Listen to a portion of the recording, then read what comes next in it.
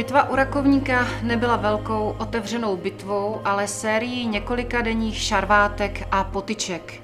Už když 27. října 1620 přicházelo císařsko-ligistické vojsko k Rakovníku a nalezlo zde dobře opevněné stavovské vojsko, bylo jasné, že bude trvat tato bitva dlouho.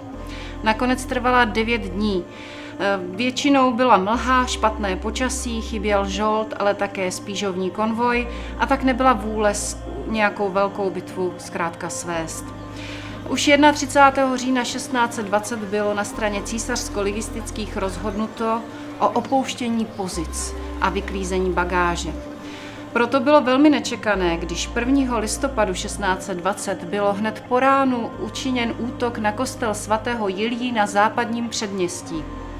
Ten byl bráněn pouze 100 mušketýrů, přestože jim v zádech stála královská pěchota i jízda, která jim ovšem po celou dobu nepřišla na pomoc. Kostel byl proto velmi brzo dobyt lotrinskými vojáky, Němci a také Spineliovým neapolským terciem. Právě o něm vám víc řekne můj kolega Láďa Rytíř. Neapolitánské tercio Karla Spinelliho.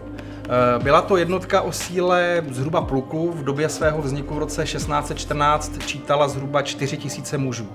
Byla sformována pro boj Neapole proti Piedemontu. V té době bylo Neapolské království součástí španělské Habsburské říše a španělští Habsburkové ji vyslali na pomoc svým rakouským příbuzným v boji proti stavovskému povstání.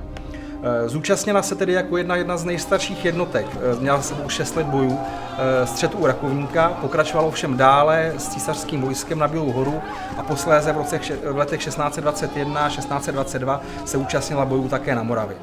Zkušenost vojáků v té době hrála velikou roli, nebo jednotlivec na bojišti neznamenal vlastně nic, vše se odbývalo a záleželo na secvičenosti celých jednotek, které potřebovali udržet svůj tvar po celou dobu boje, nesměli se rozpadnout. Tedy takováto dlouhá bojová zkušenost nepochybně sehrála svou roli i při útoku na kostel svatého Jiljí.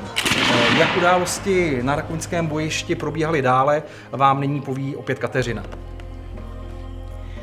Obránci kostela svatého Jiljí, mušketýři, kteří bránili po několik dní ligistům přístup k vodnímu zdroji, byli z větší části pobiti, zajati anebo se dali na útěk k městu.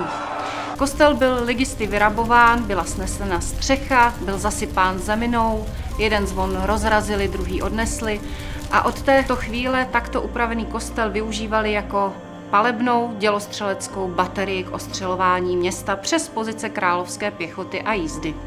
Na několika místech ve městě kvůli tomu začalo hořet, ale požáry se vždy podařilo uhasit a tak město zůstalo ušetřeno. Královská jízda a pěchota v následujících dnech ještě několikrát naznačila pokus o znovu dobytí k této pozice, ale vždy neúspěšně.